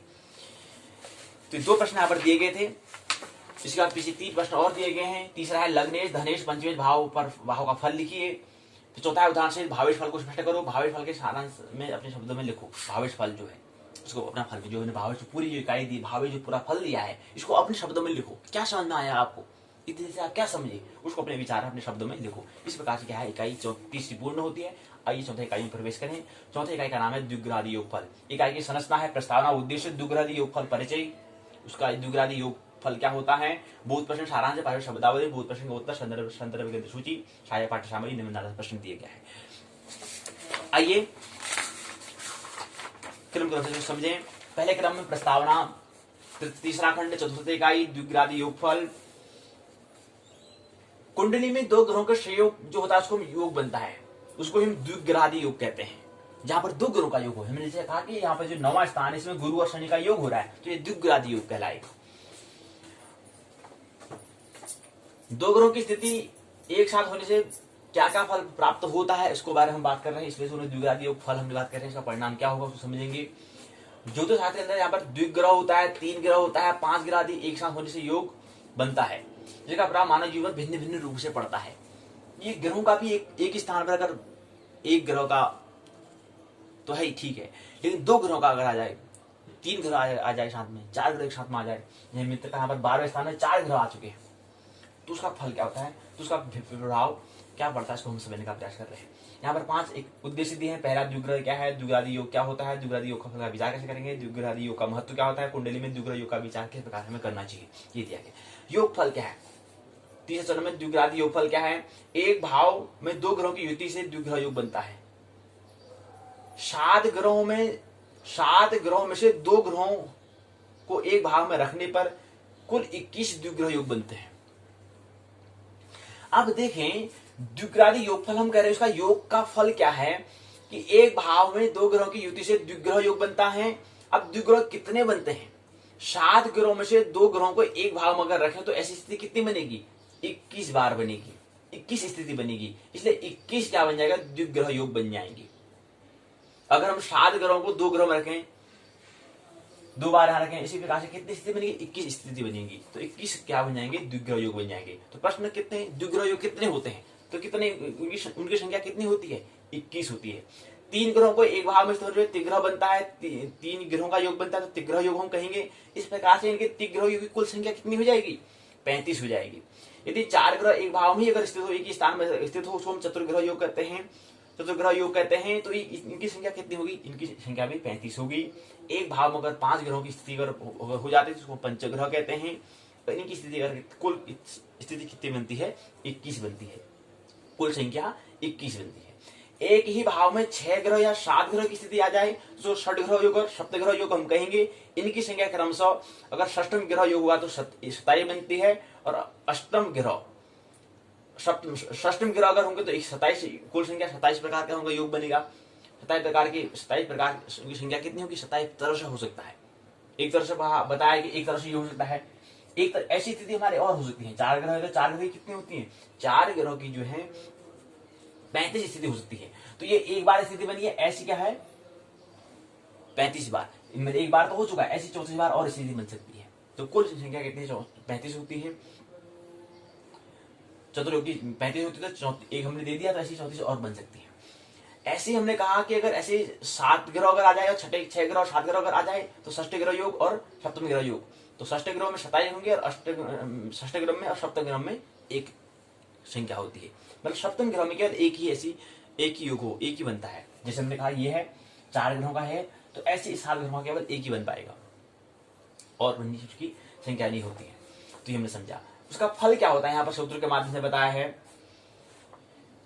2 सूत्र यहाँ पर दिए गए हैं और सूत्र का फिर यहाँ पर रूपांतर, उसका अनुवाद यहाँ पर किया गया है। फिर पुनः 2 सूत्र यहाँ पर दिए, इसका अनुवाद यहाँ पर किया गया है। यह है द्विग्रह योगफल क्या होता है, उसका योगफल, उसका योग का उसका परिणाम क्या होता है, इसके बारे में बताया गया है। अगर द्विग्रह अगर होते हैं तो उसका फल क्या होता है। अब द्विग्रह में हम कह रहे हैं यहाँ पर गुरु शनि है, यहाँ पर अन्य ग्रह भी तो आ सकते हैं। गुरु शनि है तो यहाँ पर गुरु बुध भी तो आ सकते हैं, गुरु राहु भी आ सकता है, गुरु केतु भी आ सकता है। तो इस तरह से हम स्थिति हम बात कर रहे हैं। अब आता है त्रिग्रह योग फल क्या होता है, उसका परिणाम को यहाँ पर उसका जो फल है इसका परिणाम क्या होता है उसको बताने का प्रयास 2 सूत्रों में किया गया है। फिर इसको ही अनुवाद में बताया है, फिर 2 सूत्रों में बताया है, फिर उसका अनुवाद यहाँ पर किया गया है, फिर 2 सूत्र, फिर उसका अनुवाद यहाँ पर किया गया है। तो यहाँ पर 3 ग्रह का यहाँ पर योग फल बताया है। फिर चतुर्ग्रह योग है, चतुर्ग्रह योग का फल क्या होता है, एक सूत्र में बताया है, दूसरा सूत्र बताया है, तीसरा, चौथा, 2 सूत्र में याद का फिर अनुवाद, फिर उसको भी यहाँ पर 2 सूत्र पुनः बताया, फिर इसका अनुवाद यहाँ पर दिया गया है। फिर पंचम ग्रह योग है, 1 सूत्र 2 सूत्र यहाँ पर दिए गए हैं, इसका अनुवाद यहाँ पर दिया गया है। फिर इसी प्रकार से अगला क्रम आता है षष्ठ ग्रह योग, 2 सूत्र में दिया है, इसका अनुवाद यहाँ पर किया गया है। बोध प्रश्न यहाँ पर दिए गए हैं। बोध प्रश्न में यहाँ पर 5 प्रश्न पूछे गए। एक भाव में 2 ग्रहों की युति कहलाती है, क्या कहलाती है। चतुर्ग्रह योग की कुल संख्या कितनी होती है बताओ। 2 ग्रहों की युति से कहलाता है। चंद्रमा और गुरु की युति से ज्यादा होता है। चंद्रमा और गुरु की अगर युति हो जाए, चंद्रमा और गुरु जो है, क्योंकि अगर एक ही जगह एक ही स्थान में अगर आ जाए चंद्रमा और गुरु, जैसे यहाँ पर गुरु और शनि है तो क्या होगा। ऐसी चंद्रमा और गुरु युति से जातक का क्या होता है, मूर्ख होगा, विद्वान होगा, आलसी होगा, दम्भी होगा, क्या होगा। चौथा है सूर्य मंगल शनि की युति से जातक क्या होता है। 5वां प्रश्न है सूर्य चंद्रमा मंगल बुध और बृहस्पति संयुक्त अगर हो जाए तो जातक क्या परिणाम। अगर सूर्य भी आ जाए, चंद्रमा भी आ जाए, मंगल भी आ जाए, बुध भी आ जाए, बृहस्पति भी आ जाए, यानी कि 5 ग्रह एक साथ आए, 1 2 3 4 5 ग्रह एक साथ एक ही स्थान में आ जाए तो क्या हो जाएगा। आलसी होगा, दुराचारी होगा, सामर्थवान होगा या कोई नहीं होगा, क्या होगा उसका परिणाम। फिर द्वितीय द्विग्रह योग का फल क्या होता है। रवि और चंद्रमा अगर एक साथ है, रवि और मंगल एक साथ है, रवि और बुध एक साथ है, तो द्विग्रह एक साथ है। यहाँ पर द्विग्रह कौन कौन से हैं, गुरु और शनि एक साथ है। गुरु और शनि एक साथ है तो ये देखें गुरु और शनि कहा यहाँ पर दिया हुआ, रवि और यहाँ पर रवि का यहाँ पर दिया गया है। केवल रवि हो गया, रवि हो गया, रवि रवि रवि रवि रवि दिया है, रवि दिया है। तो हमें चाहिए यहाँ पर शनि, गुरु और शनि हमें चाहिए अगर एक साथ अगर आ जाए, क्योंकि यहाँ पर जो 9 भाव है विमित्त का जो जातक का जन्म कुंडली दिया है, यहाँ पर 2 ग्रह कौन से हैं, यानी कि 9वें स्थान में है। गुरु और शनि का यहाँ पर युति बन रही है, योग बन रहा है, द्विग्रह योग फल बन रहा है। तो यहाँ पर इसमें दिया नहीं है। गुरु और शुक्र, गुरु और शनि, गुरु और शनि यहाँ पर है होता है तो उसका फल क्या होगा। मंगल और गुरु हो गया, मंगल और शुक्र हो गया, चंद्र गुरु हो गया, चंद्र शुक्र हो गया, चंद्र शनि हो गया, मंगल रवि चंद्र हो गया, रवि मंगल हो गया, रवि बुध हो गया, रवि गुरु हो गया, रवि शुक्र हो गया, रवि शनि हो गया, चंद्र मंगल हो गया, चंद्र बुध हो गया, चंद्र गुरु हो गया, चंद्र शुक्र हो गया, चंद्र शनि हो गया, मंगल बुध हो गया, मंगल गुरु हो गया, मंगल शुक्र हो गया, मंगल शनि, बुध गुरु हो गया, बुध शुक्र हो गया, बुध शनि हो गया, गुरु शुक्र हो गया, शुक्र शनि हो गया, बुध शनि हो गया, गुरु शनि हो गया, गुरु शुक्र हो गया, शुक्र शनि हो गया। तो यहाँ पर जो हम कह रहे हैं वो यहाँ पर नहीं दिया गया, गुरु शनि का यहाँ पर योग नहीं दिया है। या शनि गुरु, शनि गुरु भी यहाँ पर नहीं दिया गया है। शनि बुध है, शनि शुक्र है, शनि चंद्रमा, शनि गुरु एक साथ नहीं दिया गया है। तो नहीं तो इस योग को हम समझ सकते थे इसमें क्या दिया है, उसका फल क्या होता है। इसी बात त्रिग्रह योग है, 3 ग्रह एक साथ हो, 3 ग्रह तो कहीं यहाँ पर दिए नहीं, यहाँ पर चौथा ग्रह 4 ग्रहों का यहाँ पर दिया गया है। तीसरे ग्रह में क्या हो, रवि चंद्रमा मंगल अगर हो, रवि चंद्र बुध हो, रवि चंद्र गुरु हो, रवि चंद्र शुक्र हो, रवि चंद्र शनि हो, तो उनका क्या यहाँ पर योग का फल होता है, इसके बारे में दी गई है बात। यहाँ पर अब एक आएगी संरचना, सारांश में यहाँ पर बात आती है। सारांश में बात आती है कि एक भाव में दो ग्रहों की युति से क्या बनता है? द्विग्रह योग बनता है। ये हमने समझा। 7 ग्रहों में से 2 ग्रहों को एक भाव में रखने से 21 द्विग्रह योग बनते हैं। ये बात हमें ख्याल रखनी है कि 7 ग्रहों में से 2 ग्रहों को एक ही भाव में, एक ही स्थान में, जैसे गुरु और शनि को यहां पर रखा गया है। रखा गया मतलब तो इसमें जन्म हुआ था, उसमें ऐसी स्थिति बनी। जिसमें मैं जातक जन्म ले रहा था उसमें गुरु और शनि की स्थिति बनी। प्रत्येक व्यक्ति की भिन्न भिन्न बनेगी। प्रत्येक व्यक्ति कितनी स्थिति बन सकती है द्विग्रह की? वो 21 बन सकती है। 7 ग्रहों को 2 ग्रहों को एक भाव में रखने से 21 क्या बनते हैं? द्विग्रह योग बनते हैं। तो कहेंगे द्विग्रह योग कितने बनते हैं? 21 बनते हैं। ये हमें ख्याल रखना है। 3 ग्रहों को एक ही भाव में स्थिर रखने से त्रिग्रह योग बनता है। और त्रिग्रह योग की कुल संख्या कितनी होती है? 35 होती है। यह हमें ख्याल रखना है। 4 ग्रह एक ही भाव में, एक ही स्थान में, एक ही पुस्तक में, एक ही भाव में, एक ही हाउस में अगर आ जाए तो इसको हम चतुर्ग्रह योग कहते हैं। जैसे हमने कहा कि 12वां भाव है जिसमें 4 ग्रह आ चुके हैं। चंद्रमा भी आ चुका है, सूर्य भी आ चुका है, राहु भी आ चुका है, बुध भी आ चुका है। तो इसको हम चतुर्ग्रही कहेंगे। और इस तरह से पूरी ये 7 ग्रहों में अगर उसको हम लाएं तो कितनी स्थिति बन सकती है? कुल 35 होती है। ये हमें ख्याल रखना चाहिए। तो कुल चतुर्ग्रही योग की संख्या कितनी होती है? 35 होती है। हमें ख्याल रखना है। एक भाव में 5 ग्रहों की स्थिति से पंचयोग बनता है। 21 प्रकार का 21 कुल की संख्या होती है। एक ही भाव में 6 और 7 ग्रहों की स्थिति हो जाए, षष्टम, इसको षष्टम ग्रह योग, सप्तम ग्रह योग कहते हैं। क्रमशः उनकी अगर षष्टम होगा तो 27 और छठा होगा और 7वां होगा तो 1 होता है। सूर्य यदि चंद्रमा के साथ एक ही भाव में स्थित हो जातक स्त्री के वशीभूत होता है। सूर्य यदि चंद्रमा के साथ एक ही भाव में स्थित, सूर्य और चंद्रमा एक साथ आए हुए हैं। अब देखो यहां पर मित्र की बात, यहां पर सूर्य भी है और चंद्रमा भी है। सूर्य भी है और चंद्रमा भी है। बात करें कि सूर्य यदि चंद्रमा के साथ एक ही भाव में आ जाए। अब इनने कहा तो नहीं कि भाव कौन सा भाव में आ जाए, ये बात नहीं कही है। कहा कि कोई भी अगर भाव में आ जाए, चाहे वो पहले भाव में आए, दूसरे भाव में आए, तीसरे भाव में आए, चौथे भाव में, 5वें में आए, 6ठे में आए, 7वें में आए, 8वें में आए, 9वें में आए, 10वें में, 11वें, 12वें में भाव में आ जाए, भाव में कोई भी स्थान में आ जाए। आया तो है चंद्रमा और सूर्य 12वें भाव में आया है। तो ये करेंगे सूर्य यदि चंद्रमा के साथ एक ही भाव में आ जाता है तो जातक स्त्री के वशीभूत होता है। ये इसका फल होगा। तो द्विग्रादि योग फल का क्या परिणाम होता है, क्या फल होता है? ये फल होगा। क्योंकि अगर यहां पर चंद्रमा और सूर्य एक साथ आ जाएगा तो क्या हो जाएगा? जातक जो है स्त्री के वशीभूत होगा। पहली बात। दूसरी बात, समस्त कार्यों के संपन्न करने में दक्ष होगा, प्रवीण होगा। कोई भी कार्य को पूर्ण करने में वो पूर्णता हासिल करेगा, उसमें कोई विघ्न नहीं आएगा, डटे रहेगा, दक्ष होगा, योग्य होगा, समस्त कार्यों को संपन्न करने वाला होगा। ये स्थिति है।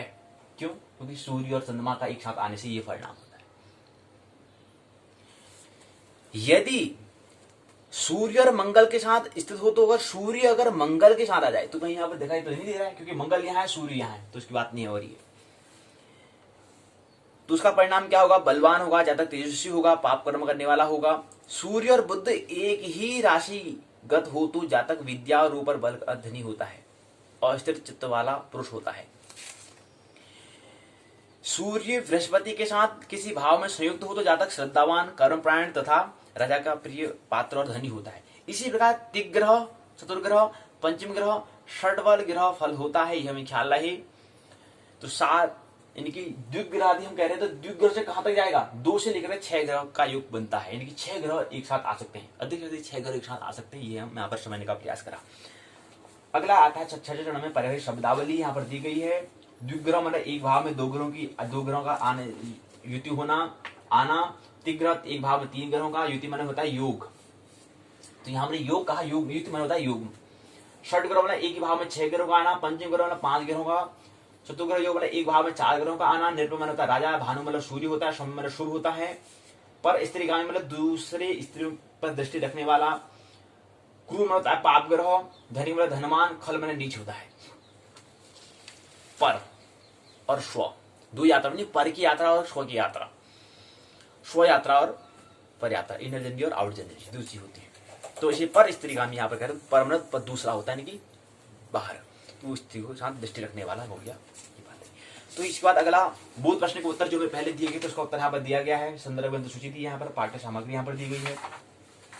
अगला क्रम यहाँ पर निबंधात्मक प्रश्न यहाँ पूछे गए। 3 निबंधात्मक प्रश्न। पहला प्रश्न है द्विग्रह योगफल लिखिए। कितने होते हैं? 21 होते हैं। त्रिग्रह और चतुर्ग्रह योगफल कितने होते हैं? लिखिए 35 होता है। पंचम और षडग्रह योगफल का उल्लेख करें। तो ये 3 प्रश्न यहाँ पर दिए गए हैं। इसी तरह से क्या था, इकाई क्या है?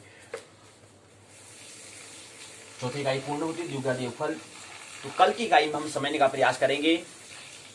तीसरा खंड फलादेश निर्णय की अंतिम इकाई रहेगी, 5वीं इकाई रहेगी। उसमें हम समझने का प्रयास करेंगे कि दृष्टि फल देखने से, मतलब देखने से ग्रहों का जब देख रहे हैं तो उसका फल क्या होता है। अगर शुक्र ग्रह पहले शुक्र ग्रह अगर 10वें भाव को देखता है, शुक्र ग्रह 3रे भाव को देखता है, तो ये ग्रह जब इससे यहाँ देखने की इनकी दृष्टि से क्या परिणाम आता है, क्या फल होता है, इसको हम कल की पाठशाला में देखेंगे। एक ही इकाई, लास्ट इकाई रहेगी, अंतिम इकाई रहेगी दृष्टिफल। उसको हम लेने का प्रयास, तो कल तीसरा खंड पूर्ण हो जाएगा, फलादेश निर्णय। फिर अंतिम खंड से रह जाएगा प्रश्न पत्र पहला, JY 201 जातक शास्त्र और फलादेश सिद्धांत का अंतिम इकाई रह जाएगा। उसके बाद फिर द्वितीय प्रश्न पत्र की ओर हम प्रवेश करेंगे। तो यानी कि हम फिर 17 से हम क्या करेंगे, 17 तारीख से हम 17 जनवरी से हम क्या करेंगे, 17 जनवरी 2021 से हम दूसरे प्रश्न पत्र JY 202 मुहूर्त के बारे में प्रवेश करेंगे। मुहूर्त को हम समझने का प्रयास दूसरे प्रश्न पत्र की ओर हम यात्रा करेंगे। आइए, तो ये पाठशाला का हमने कल हम यहाँ पर दृष्टिफल पर विचार कर लेंगे, ये हमें ध्यान रखना है। परसों को हम चतुर्थ खंड में दशाफल विचार के बारे में बात करेंगे। आइए, इकाई पूर्ण हुई तो पाठशाला का दूसरा भाग पूर्ण हुआ। आइए पाठशाला के पहले भाग में ये प्रवेश करें। तो पाठशाला का जो पहला भाग हमने कल कहा, आज हम सौर मंडल को समझने का हम प्रयास करेंगे। सौर मंडल होता क्या है? हमने कहा सौर मंडल जो है हमारे आकाश गंगा, जो आकाश गंगा है, आकाश गंगा का हिस्सा एक सौर मंडल है। और हमारे आकाश गंगा के केंद्र यहाँ पर, तो भाई कहीं कोने पर यहाँ पर स्थित है, निरंतर गति कर रहा है।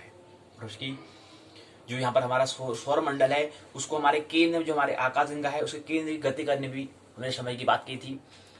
उसकी परिक्रमा करता है, जैसे सूर्य की परिक्रमा पृथ्वी करती है, इसी प्रकार से हमारे जो सोलर सिस्टम है वो भी क्या हमारी आकाश गंगा का केंद्र की परिक्रमा कर रहा है। और कहाँ पर है? कहीं इसी कोने पर, परिधि के यहाँ पर।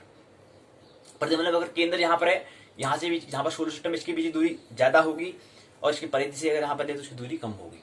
तो ये हमने समझने का प्रयास किया। तो ये सोलर सिस्टम जो यहाँ पर परिधि पर है, बाहर यहाँ पर केंद्र के यहाँ पर कहीं बाहर यहाँ पर है, उसको हम समझने का प्रयास आज की पाठशाला में करें।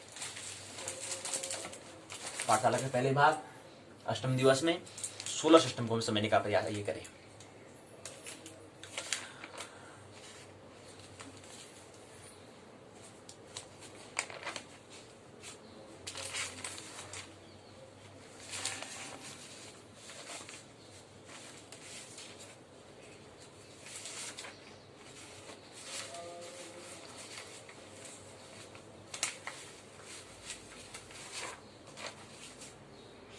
चलो, हम अपनी आकाश गंगा के अंदर जो सौर मंडल हमने कहा कि परिधि में कहीं बाहर केंद्र पर परिधि के वहां पर स्थित है।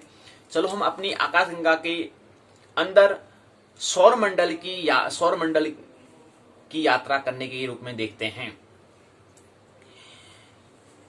हम क्या करें, हमने कहा कि जो आकाश गंगा वो किसका, ब्रह्मांड का हिस्सा है। ब्रह्मांड एक शून्य का हिस्सा। ब्रह्मांड कहां पर स्थित है? शून्य में। शून्य का हिस्सा मतलब शून्य में स्थित है। अंतरिक्ष जो शून्य जो हम कह रहे हैं, आकाश जो कह रहे हैं, आकाश में स्थित आकाश का हिस्सा ब्रह्मांड, यानी कि ब्रह्मांड में जो है वो आकाश है। उसकी फिर कोई बात नहीं, शून्य हो सकता है, मौन होता है बस। लेकिन अंत जो लास्ट क्या है, शून्य होता है। और शून्य में क्या है? ब्रह्मांड है। और ब्रह्मांड की फिर जो ब्रह्मांड का मतलब हम कोई भी चीज लें, पदार्थ लें, चेतन लें, कोई भी चीज वो ब्रह्मांड के अंदर आ जाता है। तो पहले हम ब्रह्मांड का हिस्से हम आकाशगंगा के हम से हम होते हुए केंद्र, आकाशगंगा समझो कि आकाशगंगा जो है उसके केंद्र से होते हुए आते हैं। यहाँ पर केंद्र है, यहाँ पर सोलर सिस्टम है, तो यहाँ को हम आ रहे हैं अंदर को, तो यात्रा करते हैं। माना हम किसी और आकाशगंगा, क्योंकि हमने कहा कि आकाशगंगा ये है कि कहने की किसी और आकाशगंगा से आते हैं। एंड्रोमेडा जो गैलेक्सी हमारी दूसरी, जो हमारी मंदाकिनी, जो दूसरी हमारी दुग्ध मेखला, दूसरी जो हमारी आकाशगंगा जो है, वहां से अगर हम आते हैं कि ऐसे अपनी आकाश गंगा की ओर आते हैं तो हमें अरबों खरबों तारों यानी कि स्टार्स को पीछे छोड़ते हुए एक निर्वात वायु में, जहां कुछ भी नहीं होता है, यानी कि शून्य है, नथिंग, नो, हम क्या कर रहा हूं, अरे कुछ नहीं कर रहा हूं यार, क्या कर रहा हूं, कुछ नहीं का मतलब क्या होता है, नथिंगनेस, क्योंकि है क्या, यहां पर नाटक है, कुछ है ही नहीं ऐसा कुछ करने लायक जो कुछ हो, नथिंगनेस, नो थिंगनेस, नथिंग कहते हैं, नथिंग मतलब नो थिंगनेस अलग होता है, हम नथिंग कुछ नहीं कर रहा होता है, नथिंग और नो, नथिंग से मतलब होता है नो थिंगनेस, मतलब कुछ भी नहीं, शून्य ऐसा, उसकी हम बात कर रहे हैं। तो अगर हम दूसरी आकाश गंगा को छोड़ते हुए अगर आते हैं तो बीच में अरबों खरबों तारों को पीछे करते हुए एक निर्वात अथवा वायु जो शून्य जो है, जहां कुछ भी नहीं है, वहां से हमें आना पड़ता है। उसके बाद हमको अपनी आकाश गंगा गैलेक्सी हमें दिखाई देती है, मिल्की वे हमें दिखाई देती है, जिसका नाम दुग्ध मेखला कहते हैं, मंदाकिनी कहते हैं, गैलेक्सी कहते हैं या मिल्की वे कहते हैं। वहां पर हम आते हैं। आकाश गंगा मिल्की वे क्या होता है, जिसका नाम मंदाकिनी या गैलेक्सी या दुग्ध मेखला भी हम कहते हैं। हमारी आकाश गंगा का व्यास क्या है, 1,00,000 प्रकाश वर्ष। हमारी आकाश गंगा का व्यास जो है 1,00,000 लाइट ईयर है। यानी कि हम अगर अपनी आकाश गंगा जो हम यहाँ वर्तमान में जो है, जिससे हमें हमारा सौर में स्थित है, पृथ्वी स्थित है, उस आकाश गंगा के अगर केंद्र से अगर एक उसके जो परिधि जो है, एक छोर से दूसरे छोर तक हम प्रकाश को ले जाएं तो प्रकाश को जाने में 1,00,000 वर्ष लग जाते हैं। इसलिए हम कहेंगे कि हमारे आकाश गंगा का व्यास कितना है, 1,00,000 प्रकाश वर्ष है। ये हम उसका व्यास हम प्रकाश के हिसाब से करते हैं। भौतिक जगत में वहां पर माप किससे करते हैं, लाइट से करते हैं, प्रकाश से करते हैं, क्योंकि प्रकाश से ज्यादा चलने वाला भी भौतिक में जगत में दूसरा कोई चीज नहीं है। प्रकाश ऐसी चीज है जो सबसे तेज चलती है। यहाँ भूमि में हम फीते से नापते हैं, हमारे पास होता है किलोमीटर को जैसे नाप लेते हैं, लेकिन वहां आकाश में वो नहीं के बराबर, नथिंग, शून्य के बराबर हो जाता है। वहां से हम माप नहीं कर सकते हैं, मापदंड नहीं कर सकते हैं। उसके लिए मापदंड हम दूसरा लेना पड़ता है, वहां पर हमें प्रकाश को लेना पड़ता है। तो व्यास 1,00,000 प्रकाश वर्ष हो गया, और एक प्रकाश वर्ष में 1 लाइट ईयर में 95 खरब किलोमीटर, यानी कि 1 लाइट ईयर में कितना दूरी होती है, 95 खरब किलोमीटर होता है। अरब खरब की बात हम कर रहे हैं। 1 लाइट ईयर मतलब 9.461 गुणा 10⁻12 किलोमीटर।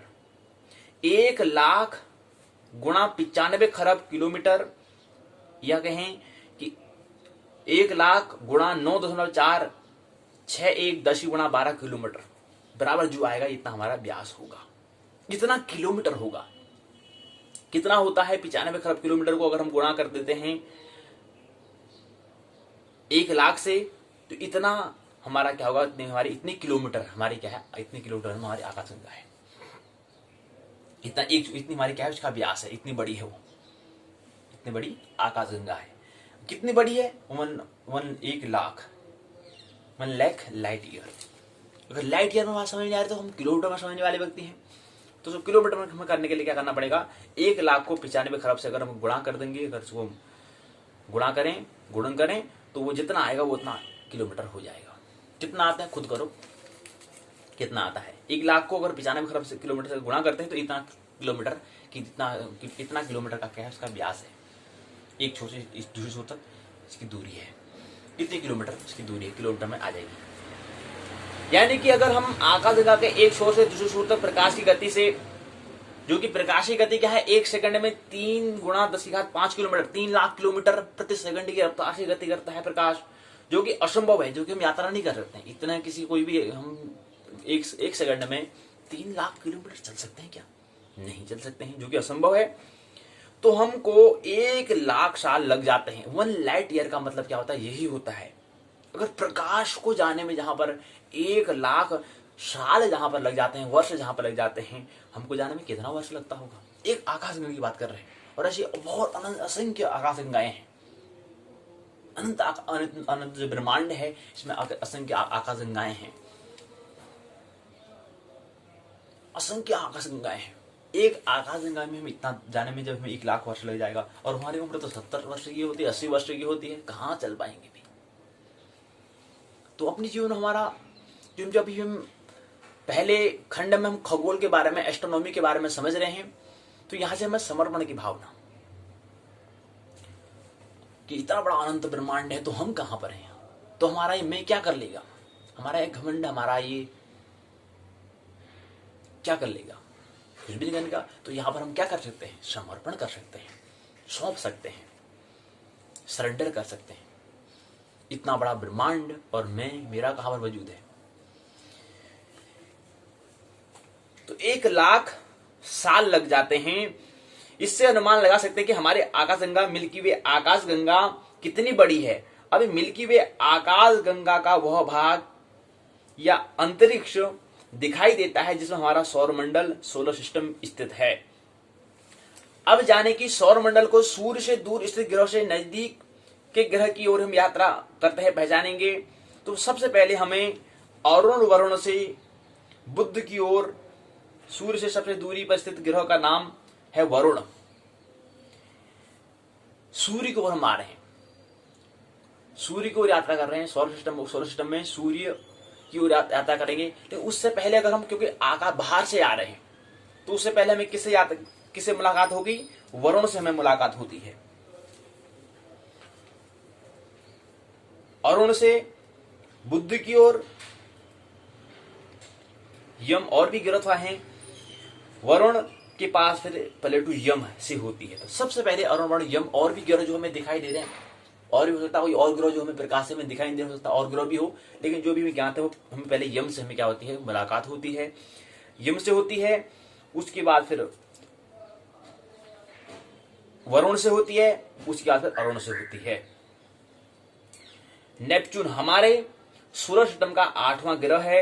यह द्रव्यमान में पृथ्वी से 17 गुना अधिक है। इसे सूर्य की परिक्रमा करने में 164 वर्ष लग जाते हैं, जो कि पृथ्वी के बराबर है। के बाद 7वें नंबर का ग्रह आता है अरुण। पहला हमने कहा कि यम, वरुण, वरुण के बाद आता है अरुण। अरुण जो है 7वां नंबर का ग्रह आता है।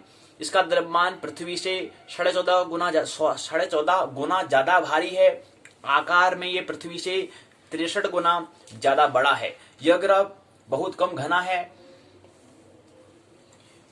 यूरेनस पर गैस की बहुत अधिकता होती है, यानी कि जो हम अरुण कह रहे हैं, इसकी बहुत अधिकता क्या है, इसमें गैस की पाई जाती है। प्राचीन विद्वान ने इसे कभी भी किसी ग्रह का दर्जा नहीं दिया था, इसे एक टिमटिमाते तारा ही समझा था। अपनी यात्रा जारी रखते हुए हम 6वें ग्रह की ओर पहुंचते हैं। 6ठे ग्रह में आता है शनि। शनि की ओर हम पहुंचते हैं। शनि बृहस्पति ग्रह के बाद सोलर सिस्टम का सबसे भारी ग्रह है। शनि के 62 ज्ञात उपग्रह हैं, जिसमें टाइटन सबसे बड़ा उपग्रह है। सैटर्न की खोज प्राचीन काल में हो गई थी। गैलीलियो ने सन 1610 में दूरबीन की सहायता से इस ग्रह को खोजा था। यात्रा जारी रखते हुए हम 5वें ग्रह जुपिटर यानी कि बृहस्पति के पास पहुंचते हैं, जो सोलर सिस्टम में सबसे बड़ा ग्रह है। ये ग्रह एक गैस का दानव है। इसे अकेले ग्रह का पूरे अन्य 7 ग्रहों के कुल द्रव्यमान का 2.5 गुना ज्यादा है। इस ग्रह के 67 ज्ञात उपग्रह हैं। अगर आप इस ग्रह की धरती पर अगर रहेंगे तो हमको 67 चंद्रमा हमें दिखाई पड़ेंगे। जुपिटर ग्रह से हमें मंगल ग्रह की ओर आने में कुछ हमें एस्टेरॉयड बेल्ट जो होती है, क्षुद्र ग्रह का जो होता है, वो घेरे से हमें से होकर आना होता है, गुजरना पड़ता है। इसके बाद एस्टेरॉयड जो बीट से, जो बेल्ट से हम कह रहे हैं, इनकी क्षुद्र ग्रह का जो घेरा है, यह मंगल ग्रह प्लानेट के बीच में स्थित सूर्य का चक्कर लगा रहा है। इसमें एक 50 किलोमीटर व्यास का सीरीज नाम का बोना ग्रह है मौजूद है। ये अपनी ही गुरुत्वाकर्षण के खिंचाव से गोल आकार में आ चुका है। 400 किलोमीटर व्यास तक के 3 और एस्टेरॉयड क्षुद्र ग्रह पाए जाते हैं। इनका नाम बोस्टा, प्लेट्स, हाइटिया है, जो पूरी एस्टेरॉयड बेल्ट को द्रव्यमान का आधे से ज्यादा हिस्सा इन 4 एस्टेरॉइड से ही है। बाकी का आकार भिन्न भिन्न होता है। एस्टेरॉइड बेल्ट के बाद आगे बढ़ते बढ़ते हम मार्स तथा मंगल ग्रह प्लानेट पर हम पहुंचते हैं। मार्स प्लानेट यानी कि जो मंगल ग्रह है, सूर्य से चौथे नंबर का ग्रह है, जो पृथ्वी से लाल दिखाई देता है, इसलिए इसको लाल ग्रह भी हम कहते हैं। ये एक ठोस धरातल वाला होता है जो पृथ्वी से मिलता जुलता है। हमारे सोलर सिस्टम में, सौर परिवार में सबसे बड़ा ऊंचा पर्वत जो है नीक्स ओलंपिया इसी मंगल ग्रह में है, इसी ग्रह में स्थित है। भौगोलिक विशेषताओं के अलग इसका घूर्णनकाल है। मौसम विनिमय चक्रव्यूह पृथ्वी के समान ही इसमें है पाया जाता है। इस ग्रह अर्थात प्लैनेट में पृथ्वी के बाद पानी होने की आकांक्षा सबसे ज्यादा है, तभी तो हम मंगल में जाने की में यात्रा है सोचते हैं। इसके बाद सूर्य का 3 ग्रह, पृथ्वी तीसरे नंबर जो ग्रह आता है वो आता है पृथ्वी, जिसमें हमारा आवास है, जिसमें हम रह रहे हैं। इसमें विशाल रूप से पानी पाया जाता है। पूरे धरती का 4/3 भाग पानी से घिरा हुआ होता है, यानी कि 75%, 71% भाग जिसमें हम रहते हैं, जिसमें जीवन है। साथ साथ इसका एक उपग्रह भी है जिसको हम रात को आकाश में देख सकते हैं, जिसको हम चांद हम कहते हैं, जिसका नाम हम मून हम कहते हैं, जिसका नाम चंद्रमा हम कहते हैं। कोई जीवन नहीं है यहाँ पर मंगल में, चंद्रमा में। हमने अपने बुद्धि के दम पर आज हमने चंद्रमा पर भी हमने कदम रख लिया है। अब वे दिन दूर नहीं जब हम अपनी पूरी मिल्की वे आकाशगंगा का भी भ्रमण करने लगेंगे। पृथ्वी के बाद दूरी के हिसाब से सूर्य के पास शुक्र ग्रह है, जिसका व्यास दूसरा जो ग्रह है शुक्र ग्रह है। इसका व्यास, इसका आकार और बनावट लगभग पृथ्वी की तरह है। इनकी इसका व्यास जो है 12,104 किलोमीटर करीब है। इसका आकार बनावट लगभग पृथ्वी के बराबर है, इसलिए इसको हम वीनस यानी कि जो हमारा शुक्र है, पृथ्वी की बहन भी इसको हम कहते हैं। पृथ्वी की बहन कौन है? वीनस यानी शुक्र है, वीनस। इसके बाद पहला जो ग्रह सूर्य का बाद जो पहला जो ग्रह आता है, इसके जो निकट जो ग्रह वो है मरकरी अर्थात बुध, जो सूर्य के सबसे नजदीकी ग्रह है। सूर्य के बाद सूर्य का जो पहला जो फर्स्ट जो ग्रह आता है वो मरकरी आता है, बुध आता है। इस ग्रह में इसका आकार सबसे छोटा आकार में सबसे छोटा होता है और सबसे छोटा ही ये है। सूर्य की परिक्रमा करने में यह 88 दिन का समय लेता है। यह लोहा और जस्ते का बना हुआ है। 21 मिली प्रति सेकंड की रफ्तार से सूर्य का चक्कर लगाता है। यह बहुत ही गर्म ग्रह है। इसमें जीवन की संभावना नहीं के बराबर है। चांद भी चलता है, तारे भी चलते हैं, सूरज भी चलता है, सब चल रहे हैं। आप क्यों रुक गए? आप क्यों रुक जाते हो? आप क्यों अपने आप में परिवर्तन नहीं लाते? तो ये हमने सोलर सिस्टम के कॉन्सेप्ट में हमने परिचय होने का प्रयास किया।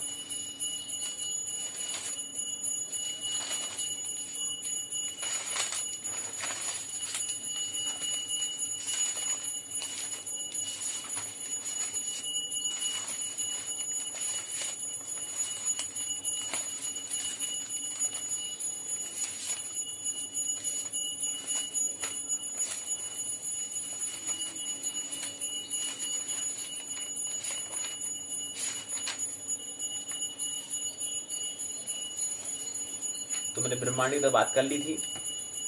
गैलेक्सी तारों का ऐसा समूह जहां दशा दिखाई पड़ता है, जो तारा निर्माण प्रक्रिया की शुरुआत का गैस मंजू होता है, उसको गैलेक्सी हम कहते हैं। इसके बाद हम सोलर सिस्टम में आते हैं। खगोलीय पिंड, सौर मंडल की हम बात कर रहे थे। हम आकाशगंगा से आगे यात्रा में कि हम यात्रा आकाशगंगा का जो हिस्सा जो सौर मंडल जो है, सोलर सिस्टम जो है, उसको हम समझने का प्रयास कर रहे हैं। तो खगोलीय पिंड क्या होता है? खगोलीय पिंड किसे कहते हैं? सूर्य, चंद्रमा तथा वे सभी वस्तुएं जो रात के समय आसमान में चमकती हैं, वो खगोलीय पिंड कहलाती हैं। खगोल मतलब जो खगोल पिंड, जो अंतरिक्ष में स्थित ऐसा पिंड, ऐसी वस्तु जो चमकती हुई हमें दिखाई देती है वो खगोल पिंड कहलाते हैं। तारा कुछ ऐसे खगोलीय पिंड जो बड़े आकार वाले होते हैं, गर्म होते हैं, गैसों से बने हुए होते हैं, इनके पास अपनी ऊष्माता प्रकाश होता है, जिसे बहुत बड़ी मात्रा में उत्सर्जित करते हैं, उसको हम स्टार कहते हैं, उसको हम तारे कहते हैं। जैसे कोई व्यक्ति बुद्धत्व को प्राप्त कर लेता है, उसके बाद फिर जैसे तारा यहाँ पर उस उत्सर्जित करता है, प्रकाश को देता है, प्रकाशमान करता है पूरे जगत को, इसी प्रकार से जो हमारे बुद्धत्व को प्राप्त हुए जो व्यक्ति होते हैं वो भी अपने प्रकाश रूपी सत्संग में प्रकाश को, उस दृष्टि को, उस आनंद महोत्सव रूपी जो नजरिया है, जो अनुभूति है, अनुभव को क्या करते हैं, उत्सर्जित करते हैं। सूर्य भी एक तारा है, स्टार है। हम कहते हैं स्टार का मतलब, तारा का मतलब वही होता है। जैसे हम खेल जगत में किसी का वर्दी में स्टार लगा हुआ होता है तो कहते हैं क्या स्टार है, क्रिकेट का स्टार है। स्टार मतलब होता है जैसा सूर्य को हम, सूर्य से हमने जोड़ा, जैसे सूर्य क्या है, प्रकाशमान है तो अन्य को भी प्रकाशित करता है। ऐसे ही खेल जगत को जो अपने उसने अपना सुखी पूर्वक जीवन जी रहा है, दूसरे व्यक्ति को कहे सुखी रहना है, दूसरे व्यक्ति को भी सुखी रखने का प्रयास वो करता है, इसलिए इसको हम स्टार कहते हैं। सौरमंडल सूर्य के चारों ओर चक्कर लगाने वाले विभिन्न ग्रह, क्षुद्र ग्रह, धूमकेतु, उल्कापिंड, आकाशीय पिंड को के समूह को हम सौर मंडल कहते हैं, सोलर सिस्टम कहते हैं। सौर मंडल के समस्त ऊर्जा का स्रोत भी सूर्य होता है। पूरे सौर मंडल में जो ऊर्जा का स्रोत जो है वो कौन है, सूर्य है। सूर्य, 8 ग्रह, उपग्रह, कुछ अन्य खगोलीय पिंड जैसे क्षुद्र और उल्कापिंड, धूमकेतु इत्यादि जो होते हैं, इनके योग को हम सौर मंडल कहते हैं। सूरज क्या है, से हम कल की पाठशाला में लेंगे। सूर्य, अन्य जो ग्रह हैं इनको थोड़ा संक्षिप्त में कल हम समझ लेंगे। कल की पाठशाला में सौर मंडल को थोड़ा और विस्तार से समझ लेंगे। तो कल की पाठशाला में शेष इन बात को हम ले लेंगे। मानना नहीं है, जानना है, आनंद महोत्सव जीवन जीना है। ज्योतिर्मय हो जीवन तुम्हारा, ज्योतिर्मय हो जीवन तुम्हारा, एक रही ये धरा हमारा। ज्योतिर्मय हो जीवन तुम्हारा, ज्योतिर्मय हो जीवन तुम्हारा, एक रही ये धरा हमारा।